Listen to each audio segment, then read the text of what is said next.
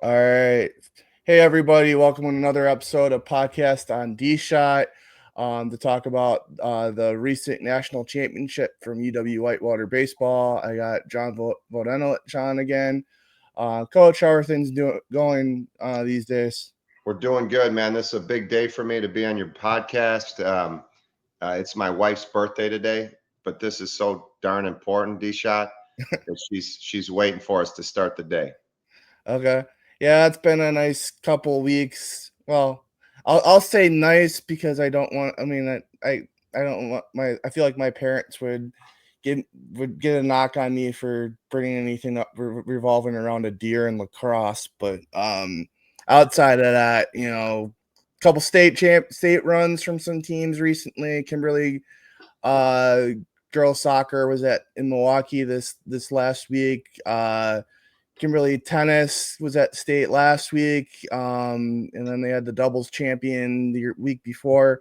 Kakana softball back on their throne after beating Kenosha Bradford 1-0, and uh, you'll think this is impressive. They won a game 1-0 with one hit and struck out 18 times. Yeah. Hey, great teams find ways to win, right? Yep, That's pretty cool. Yeah. yep. So hopefully we're a little bit close to at least one of those players going to Whitewater to play for Brenda. She should have had a ghost by now, but I'm working on that. Good deal. How does this national championship feel? How does it compare to the other ones that you've had just to start? There's not a lot of comparison. Everyone is unique in its own way. Well, I guess if you're going to compare it, I'm exhausted. I know our players are exhausted, and our whole campus community and our coaching staff is very proud of the achievement, of course. But yeah, as far as the actual journey and the run, each one is unique, and I can't tell you I like one other than one more than the other. So, from the similarity standpoint, exhaustion. That's about it. But very proud and happy. How does it feel as a university to finally have another one in the bag? It feels like since Lance left that we've had so many of these, whether it's been your program with a bunch of teams that have made it to regionals or had some, you had the pitching with Lake and Austin. You had guys like Cal Aldridge and Daytona Brighton in those teams. You've had other sports on campus like volleyball. Um, Taking Juniata to 5 sets last fall. Yep. Um, your national championship run or getting one game close last year. You could go basketball with some things.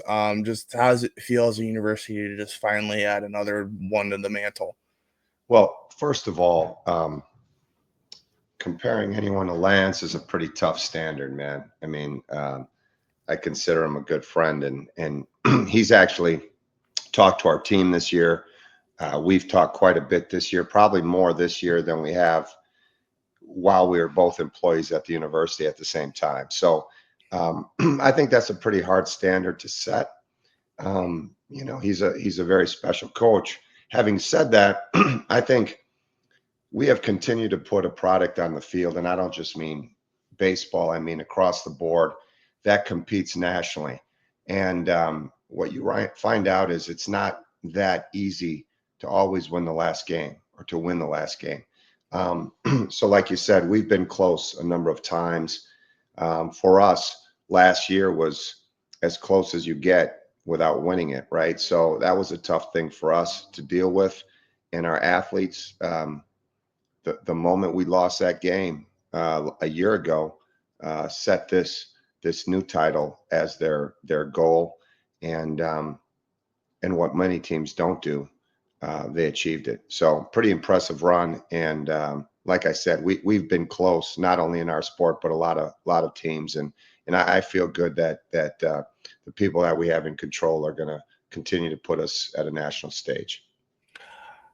How's that motivation like from last year different from maybe obviously 2014, the last time you guys won it? Everybody was like football won, basketball won, then it was your turn. How are those motivations different? or similar? Yeah. I think they're different in many ways. I remember the 14 run, and of course it was very special because football won it, and then basketball won it, and then of course as soon as basketball won it, I think Lance gave me a text and said, "Now it's your turn." And Pat Miller probably did. And of course, the three of us were very connected from a very young age because we all went to Whitewater. We were there overlapping at certain times, and we all took over for our coach. So I mean, that connection is you can't really describe it. It was surreal and it was unique. And so I remember that run, and I remember feeling the pressure of having to be the third of those teams to do it. This pressure was different. This pressure was the fact that we had set a bar so very high, and this group of young men, they were not going to be satisfied unless we ended with the ring. And so, on one case, I think I felt a lot of pressure going into the 14 championship because it was a snowballing effect. I mean, we were riding high, football, then basketball, and now, hey, can you guys do it? But this one was really internal. It was within our team and within our seniors specifically and our leadership specifically.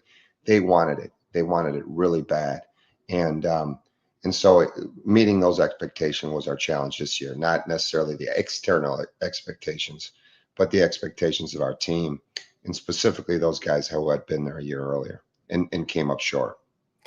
Talk about kind of this run a little bit. I feel like you guys really hit your stride after that. I've seen in the super regional, you had the 14-1 win, but then you had the loss in the middle of that felt like maybe guys like Eli Frank were popping up balls into the infield, and then you bounced back in that last game in the super regional 10-0 with some home runs. Talk about kind of how that last game of the super regional helped kind of get your offense back on track to the way that you guys performed during the 5 games at the deep in East Lake.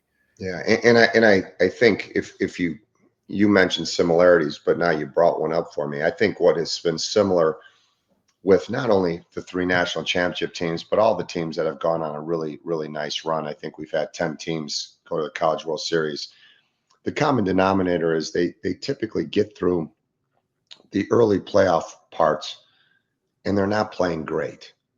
They're just not. And somehow we figure out as a team how to get through it. And I think you're right.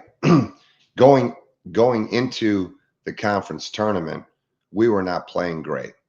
Moving into the regional, we were not Because playing great. you guys lost to Jacob Melendra's little shoot alum in UW Platteville during that, right? Yeah, I don't know who you're referencing, but we did lose Look, to. kid that went to Little Shoot that Okay. played at Yep. Platteville. And I don't remember where he came from, but I think we lost to Stout down the stretch. I think we lost to Platteville down the stretch, and then we lost to um, Platteville in the conference tournament. I think before we put it together. So, like I said, yeah, I think you're right in understanding that we were not playing championship baseball then. We were playing good baseball. I mean, we had won how many games? We had won secured the conference title, but we weren't playing not all nine in the lineup were playing at their best. And like you said, you referenced Eli maybe not playing that well, maybe Matt Skolin not quite being where he needs to be. But what happens to these great teams is these great teams find ways to win, and they find players that maybe are unsung in some cases, and they step up to propel our team. And that synergy and that momentum ends up driving the team, forward. I remember other teams where we're playing in regionals with a couple of our best players hurt, and we figured out ways to get through it. So you never know who's going to step up, but typically what you need to have happen is, and when you're not playing the best that you possibly can, is you figure out who's going to step up and you figure out how to get through it, and then that kind of propels you forward. And I think by the end, we were playing really good baseball, and of course, the results indicate that. Does this team obviously? rank up there as one of the best offensive teams that you've had? Because you look back at, '05, you had Reinhardt and Tom that Trader and Thomas Shevitz on the mound. You don't have to do that, man. Kevin and Reinhardt were the keys to. Well, I Um, was just saying that because he's yeah, the head coach at Oshkosh now. yeah, But yeah. I get that, but yeah, that team was a special team, and this team is up there with it. And I don't think just offensively. I think across the board, certainly offensively is what got the most notoriety because of how we ended. But mm, and of course the overall production. And we were a great offensive team, no doubt. But you don't do it just with offense. You have to have defense. You have to have pitching.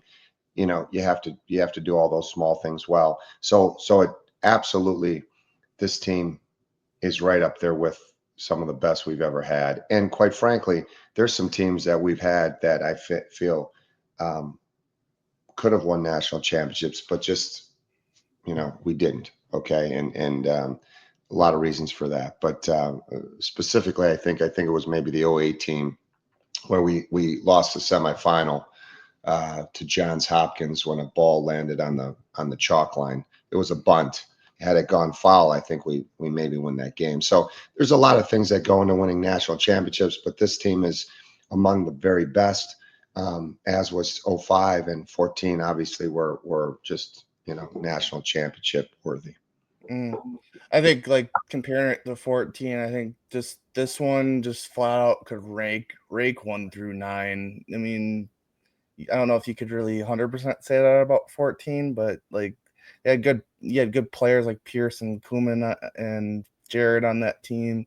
And I think the time that we had good pitching on all three of them, but this team just 1 through 9, Skolin, McVeigh, Hopper, Frank, Thies, all up and down, just could just flat out rake. Yeah, yeah, and you look back at it, and there are excuse me, there are a lot of things that go into it. Like, we had some injuries across, and we figured out how to get through those. So getting back to it, yeah, like Hopper wasn't playing well mid-season. He figured it out. But getting back to what you want to do, which is compare. And the great thing is, I think this would be a great conversation to get all those players that have participated in not only the national championships, but for the 10 you know, College World Series runs. I'd love to get them in a room and have this debate because, it's sometimes hard to debate generations or eras. But man, the '05 team was pretty damn good. The 14 team was special, and of course this one is special in its own right. And a lot of times we give credit for the things that happened most recently in our life, and so watching this 14, or excuse me, this 25 team unfold, it's hard not to think, wow, this is really, really special because it just happened and it's fresh and it's new. But yeah, the cool thing about coaching at Whitewater is there will be a time someday where a vast majority of all these guys you're talking about are going to be in one room, hopefully having a beer together.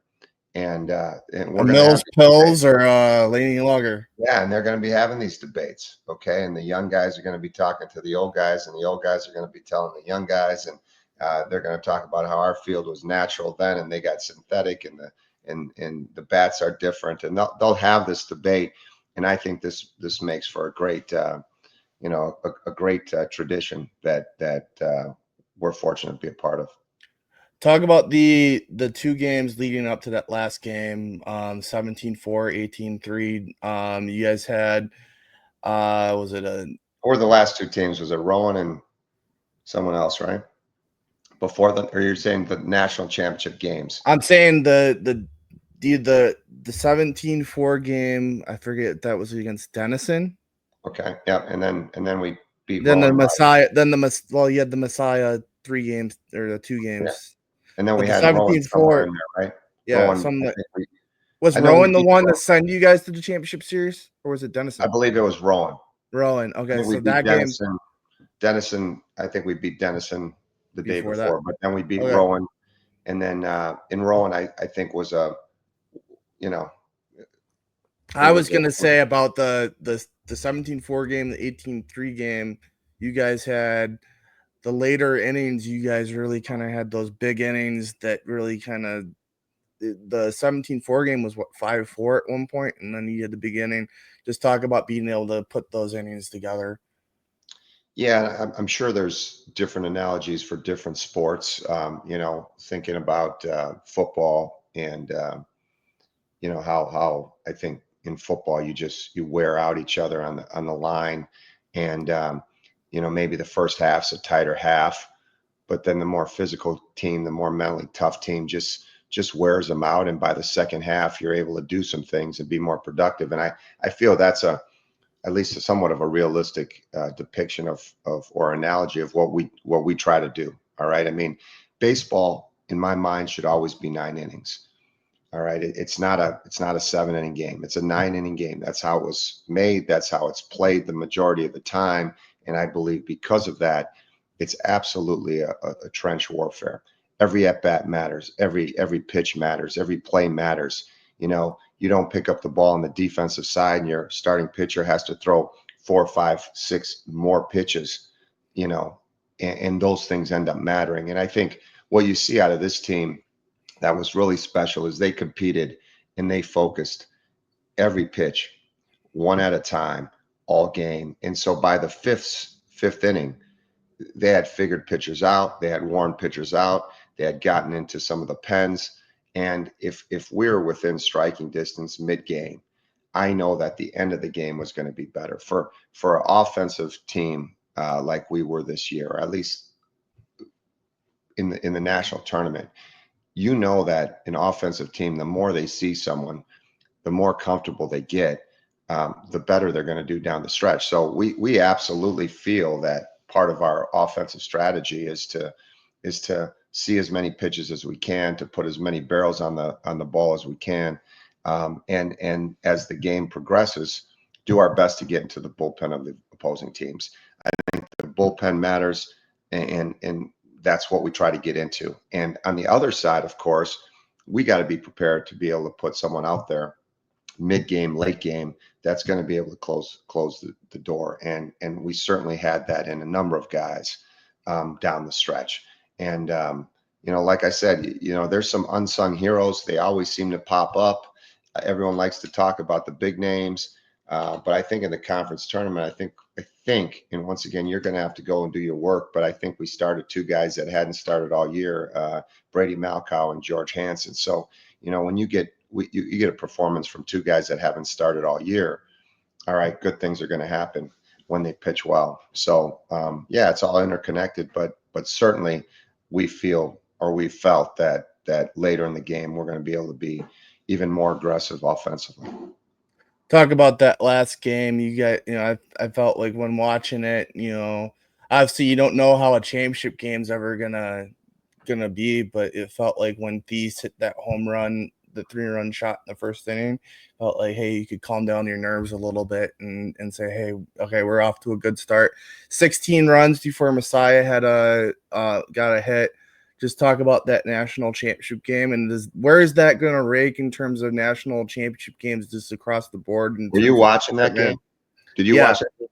All right. Were you thinking about the perfect game when we were up 16-0? Because I'm looking No, someone to blame I right didn't. I didn't think about that. I was now. Okay. like, I was like, once we had a 3-0 lead, and once you got that lead, I was like, okay, we got this. So you can kind of calm your nerves down. Okay, we're going to win the Everyone in the championship. dugout, everyone on our staff understood what was happening.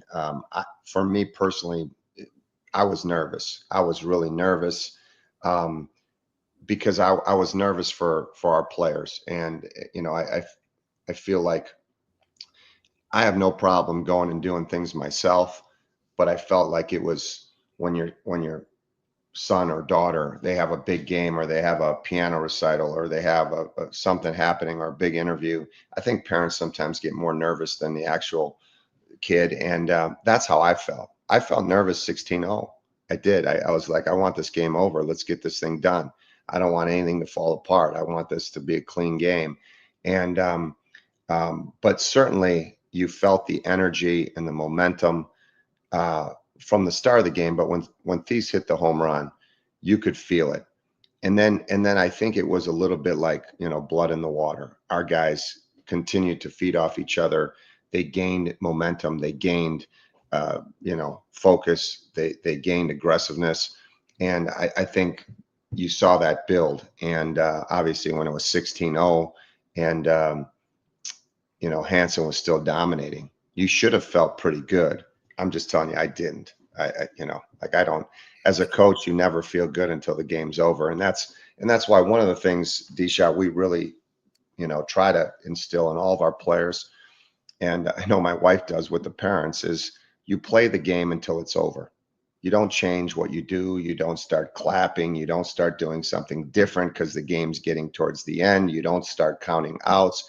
You play until in the basketball court, the whistle blows, the final buzzer blows, or in our game, the final out is so you just play. And I think that was 16-0. That was our mantra: play the game, keep playing, keep doing your thing, don't lay off. That's also one of the reasons I don't like to sub even in a game like that, because it wasn't a lack of confidence. It's just you just keep playing the game, and you put the guys out there that have been there. And our goal was to get to the end of the game, and obviously we did it in national championship fashion. Where is that going to rank in terms of like, I felt during that game that has to be one of the most dominant national championship games from a department standpoint. The other one I throw out there is the 52-14 football national championship win in 2013. Do you think it ranks up there as one of the most dominant national championship games that Whitewater's had as a department? Well, once again, that's not me to judge, but I certainly think that the evidence supports that conclusion. I mean, yeah, you don't typically see that type of thing in baseball. You just don't. I mean, baseball is not a 21-5 type of game, right? It shouldn't be at the national championship level. So yeah, I think that was the most dominant national championship I've seen in a long time. All right. And once again, I don't sit around and watch them, but anyone who was there and witnessed that, it was pretty dominating. And I don't say that to boast. I just say that because it was impressive day. Our guys turned in an impressive performance, and they received a ring for it, man. So my hat off to them. I'm gonna go to two other questions. So, talk about the relationship. Obviously, I'm wearing a Beloit Sky Carp hat. I went over to there to nag Lance Leipold about getting back on my podcast. Obviously, I made that happen. But bought a hat while I was there. Bought a ticket to the game. Never had to use it because their marketing person gave me a wristband to be able to sit in the suite and get free food. Talk about the relationship that you have with Quint Studer. Where did that kind of start? And obviously, you have, Misha, you've come a long way, man.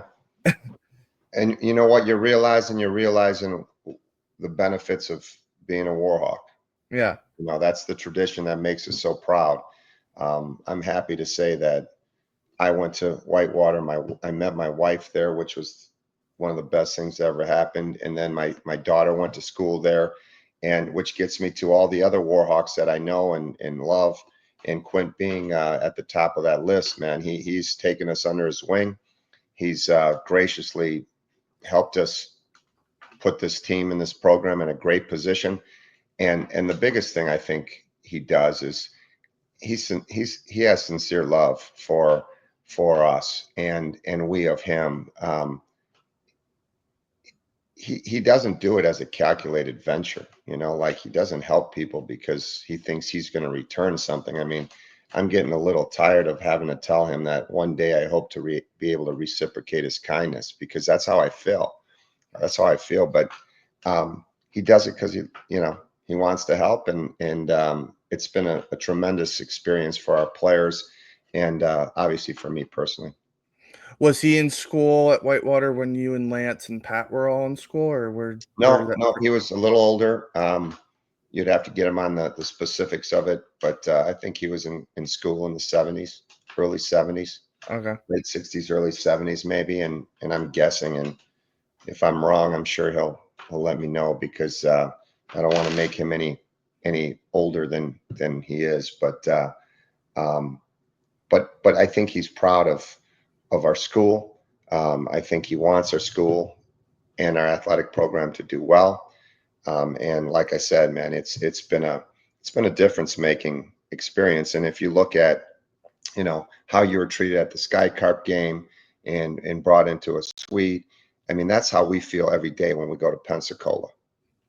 All right, we're using one of the best minor league facilities for as long as we want, which reminds me, I got to get on top of that this week. So, because we plan on going back there again in 26. So, yeah, it's been a great relationship. But I do think at the center of everything we do at Whitewater, all right, and this is probably true of all schools, but since you're an alum, I'm an alum. It matters more to us, but that's what this is supposed to be about. It's about the connections you make uh, by being involved in something common, and you know that thing is Whitewater, and I don't think it's common, but it's what we all are part of. You talk about Pensacola, obviously being able to use that. Also, talk about kind of be able to use the Sky Carps stadium. I think you guys have used that for the stake series. Where did the stake series kind of come about? And then obviously now with you talk about I'm being gonna able have to to play ask. at I'm gonna the have to ask all our alums to reach out to me and tell me. I don't know exactly when it came in.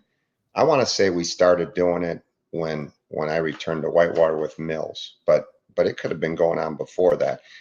We didn't do it when I was a player, um, but I know when I returned, Mills was into it. One year we actually had play for the pig because we had a pig roast, but okay. every other year it was the steak series with the losing team having to buy steaks for the winning team. So, um, yeah, it's been around a long time.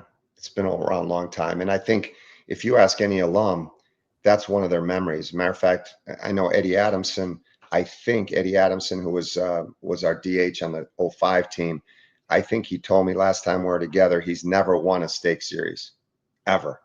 For all 4 years, he lost whatever team he was on, he never won. So, these guys remember those things. And once again, it's one of the many traditions that we hold, and we'll continue to do it as long as I'm involved. And obviously now it's at the Beloit Stadium, right? We don't always do it there. I do think Okay. getting back to that, I think we're the first team ever to play on that field. Okay. That year they were opening up the year, and once again, Quint in how he does said, "Hey, why don't you guys go play over there?" I said, "Well, that sounds good. We'll play." I think we played maybe the first 3 games of the stake series there, and um, certainly he would have let us play all of our games there. But the reason I didn't want to is we have a beautiful stadium that we've Yeah. worked very hard to build, and we're going to continue to build it as much as we can. And boy, it would be great if our stadium looked like the Sky Carp or like the Blue Wahoos. Of course, but that's my vision. That's my vision for our stadium. I hope our stadium one day can compare with a very nice minor league stadium. So, um, yeah, he asked me to do it. I think we played the first 3 games there when it opened. But you'll have to check that as well. But I think that's the case. It was brand new when we stepped in the door there. So um, it was a pretty cool experience. Once again, brought to you by Quint. Talk about that stadium. Obviously, you just had the YouTube video that came out on that facility. I know from there's a Kakana's stud softball pitcher they call Squirrels, Carly Meredith saw that and was like, they don't even have that at Virginia. So just talk about kind of being able to show off your baseball facility. Obviously, football got shown off there as well. Well, when anyone comes into our stadium, I feel like it's them coming to my home. And I know our players and our coaches feel the same way. I think they do. When they walk through the gates, it is our home. All right. It's named Miller Stadium for a reason. It's Pruka Field for a reason. These are all traditions that we hold dear. And when they walk through the door, it's like they're coming to our house. And so when you think about, hey, inviting D Shot over for dinner, um, before a guest comes, you probably vacuum the carpet, you maybe do some dusting, you organize things, you get it ready, but you do it, right? Because it's your home. Mm. And that's what makes me most proud about that wonderful facility. Our athletes have always taken care of their home, and we will continue to do that because I think it's a core value we hold. All right, we're going to always, we don't want to ever get to a point where we feel entitled that someone else's job is to clean up after us. We'll take care of ourselves. We'll make sure we do it. And I don't know if there's many national championship programs that after they win, they go into the stands, start sweeping, start blowing, start cleaning, and then they go into the actual clubhouse and they clean their toilets, clean the sinks, take out the garbages, and that Mm. list goes on and on and on. Sweep the dugouts, take care of the field, you know, take down the flags. And once again, it in certain days, it's a complete distraction. Like what coach would want their starting pitcher on game day when they have the ball in a big game to have to go put out all of our flags that represent our championships and put them on the fence and then put up the American flag. Max Husebo did that all year. He was a pitcher of the year in the league, and he did it. So I think you know we love our stadium. And once again, just like what we're talking about, how we take care of our stadium, the YouTube clip that you're talking about was initiated by two of our players. All right. Mostly Alex and Jaron. I think Sam Payton also represented us on there, but Alex was the guy who was saying, hey, there's this influencer out there. He has all kinds of followers and he does only Division I, places. Can I invite him? I said, yeah. I mean, what's it going to require from us? And he goes, nothing, I'll do it. And then he started talking to Peyton Schneider and Zach Bayrider, our assistants, and those guys handled this. And they showcased not only our stadium, but they also showcased our beautiful Perkins Stadium and the rest of our campus because we are a great place. And once again, those things came about because we had players that care and players that feel that when you walk through those gates, you're walking into their home. And that's what we tried to show in the video, and hopefully that's how it's seen. I thought that was cool, and I thought, how squirrels kind of reacted to it. It's like, okay, cool, we're getting closer. We're getting closer. Brenda's never had a Kakana softball player on our team. We're gonna get close to that. Hopefully.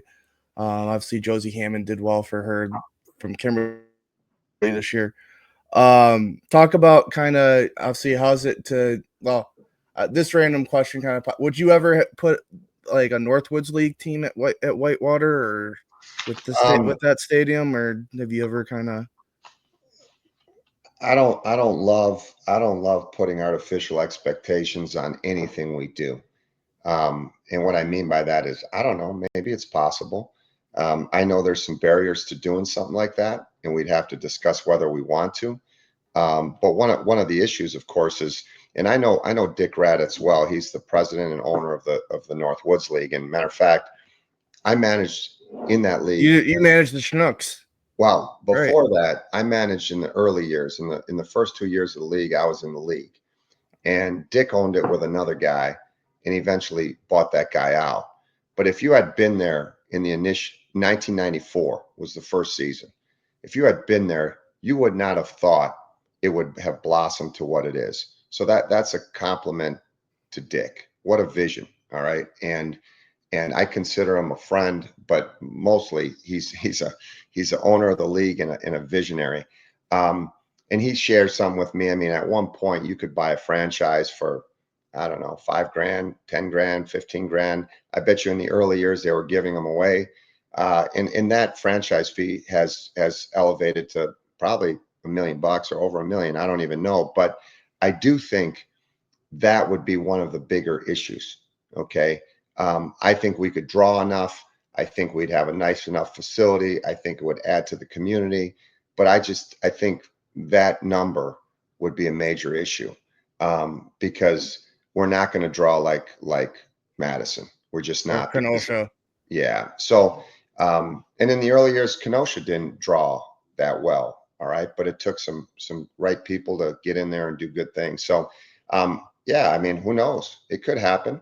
I know, like I said, I would feel, unless there's a huge benefit to us, I'd feel like, you know, D-Shot want to use my house for parties, and I got to let you in with 2,000 of your best friends every day all summer into my home.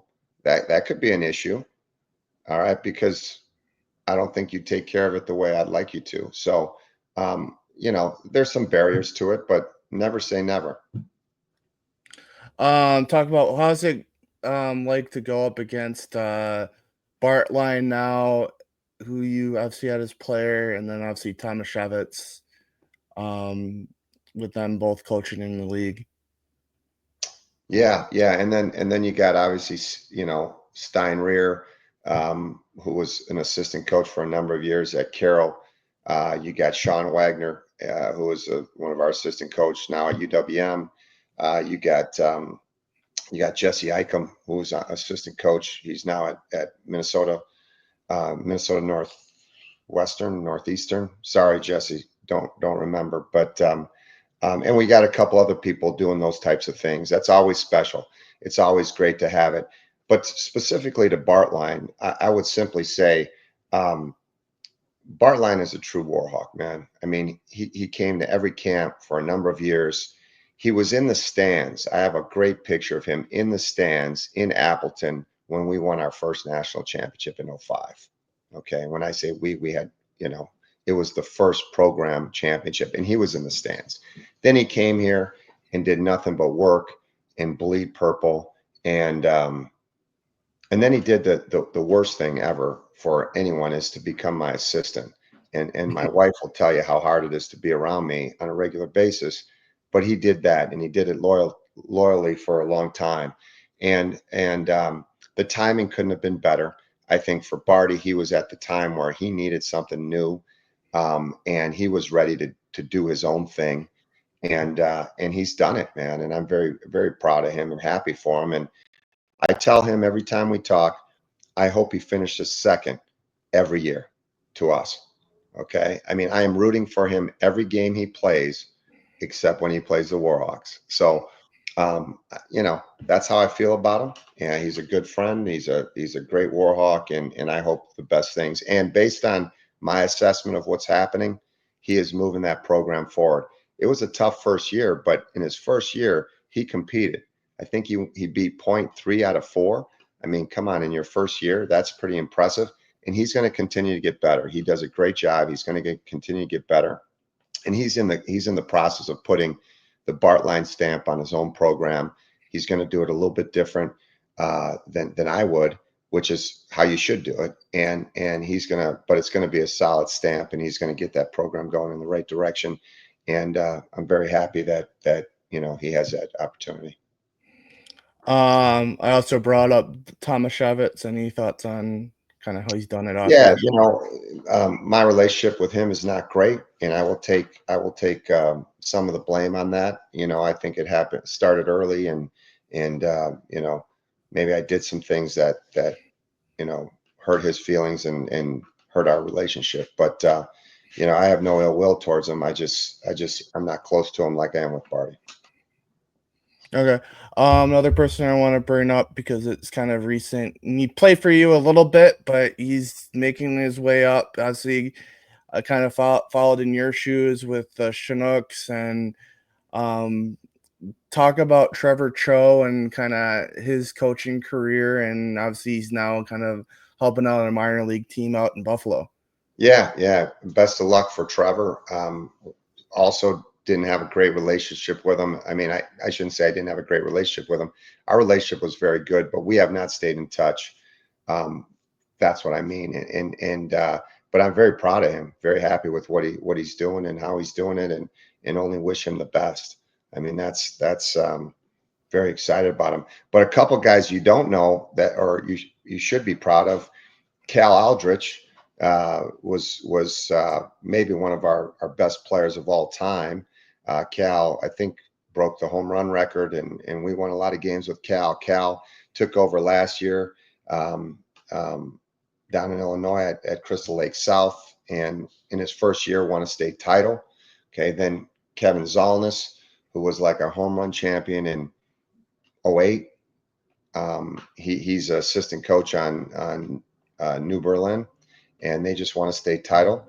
And then you got Jay Wilshinsky, who's winning titles. You got Greg Featherston winning titles. You got Scott Stouty winning titles. So we got a great network of Warhawks out there, and I couldn't be more. Aaron Gilbo running a great program. Adam Gregory. I mean, it goes on and on and on and on. And I know I missed some guys. I apologize, but there's a lot of great Warhawks out there. So everything from those guys playing and coaching in college to those that are doing high school. Um, wow, what a great legacy the Warhawk baseball program has. Talk about kind of, maybe some of the other guys that maybe like, who are your other favorites around the state? Obviously, you got Stouty and Feather. Brian, obviously, you have a good relationship with him. Yeah, Gajewski's doing a good job at Little Shoot. I don't know if you've kind of kept tabs on that conference championship in year one after obviously he was at Kakana for a little bit, but now he's what at were you Little talking Shoot. about? He played at Oshkosh. Luke Gajewski used to be the head Uh, coach at yeah, yeah, Kakana. Now he's at Little Shoot conference yeah. championship in the year one at Little Shoot. Now they went at the sectionals in year two. Eric Beard's doing some good things at Wrightstown with they won Sure. conference this year. Just talk about any of the other favorite coaches around the state that Yeah, like as it's not like we only worry about Warhawks. There's just amazing programs throughout the state. And what we try to do is develop a great relationship. And I know personally, most of the guys you've mentioned, I have a relationship with, but it's just not as strong as the other ones because it's just a matter of how much time do we have to get there. Now, Ryan, in one case, Ryan has been doing this a long time, so we've had our time here and there to be able to really get connected, including going to Europe together and coaching at an awesome coaches convention in Spain. So yeah, there's tremendous coaches in the state, and we're always trying to get connected with them. And unfortunately, we don't ever have enough time to do so. But yeah, you've named a couple that are really at the pinnacle. Sussex Hamilton is being coached by some really great guys right now, including one of them is from my hometown, so that's awesome. you got Matera over at Tremper. Matera has been a solid coach for a long time, and I think maybe what you're talking about is our connection to some of the best high school programs is important. It's important because they develop great talent. They develop players that understand how to play and how to work in the fundamentals of the game, and then also the proper value set on how you go about your business. And when you recruit from those programs, they've already done some of the foundation work for you. And that's what you're talking about. And I think there's too many programs to mention. There's a lot. There's a lot out there. And anytime you're getting a student athlete from one of those established programs where the coach and the coaching staff has tradition and has taught the game the right way, man, that's a big deal, man. It's always helpful. And we can't be everywhere at all the time, right? We can't always get to people, but I certainly hope they understand that we're here in the state hoping to support each other and be the best we can as a overall state. And that's why I'm at the WBCA every year. That's why I try to get engaged with community events as much as we can. That's why we do camps, because it matters to us. It matters to us that baseball in the state is strong, and you've mentioned a lot of examples of that. I know that Kakana's new coach, Mike Jenkins, I gave him your number so you guys can talk at some point. I know he wants to pick your brain at some point.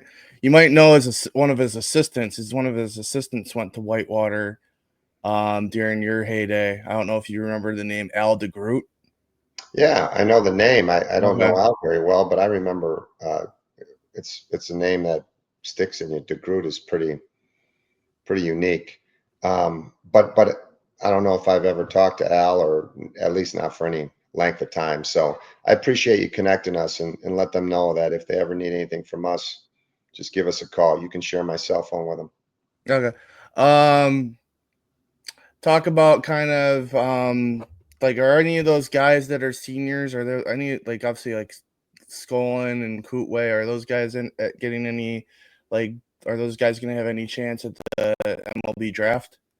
Not sure because the MLB draft is upcoming, but Kootway has already been signed by the Lake County Dockhounds, and Okay. very appreciative of them for taking Kootway. Yesterday, he hit a two-run jack in the second day. Second day, hits a two-run home run, and both Skolin and Jackson look like they're going to be getting signed here soon.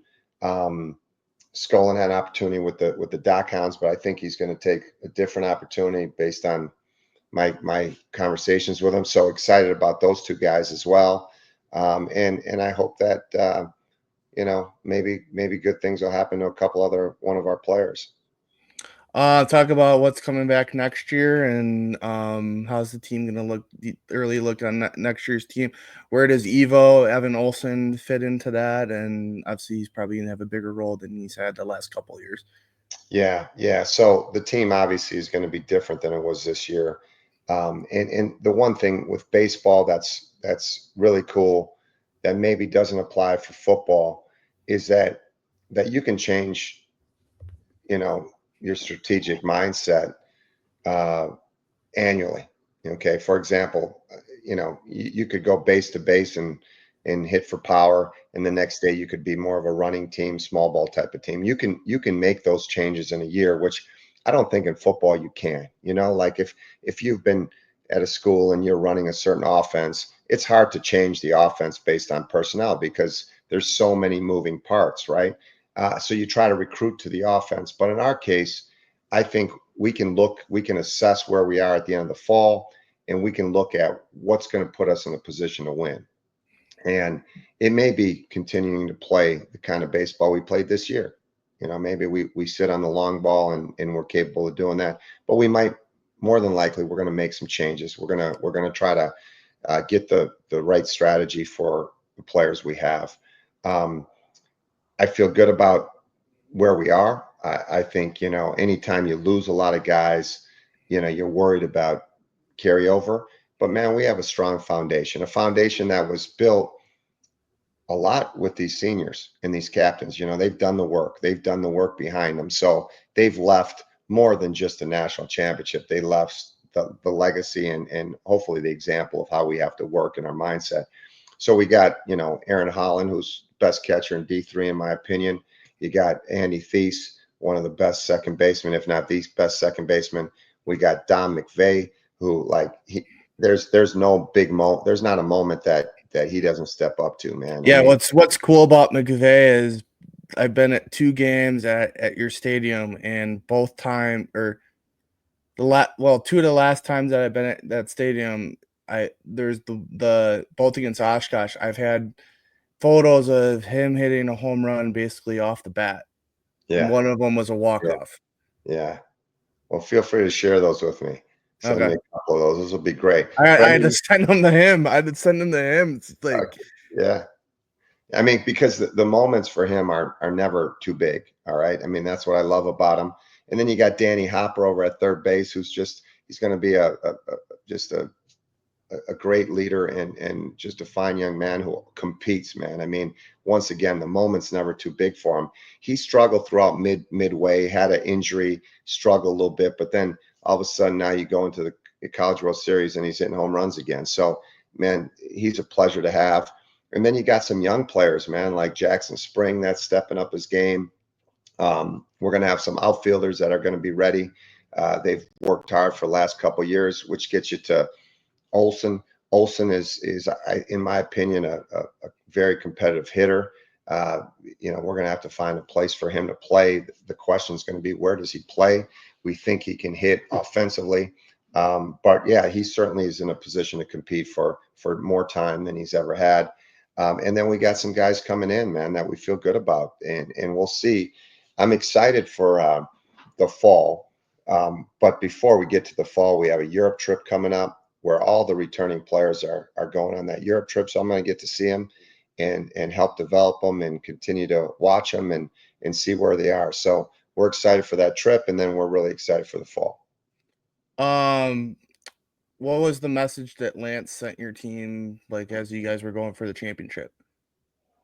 Wow, I'd have to paraphrase it, and I can't give you all his secrets, but you know, I think to summarize as quickly as it boxes, I think he hit it on the head for us.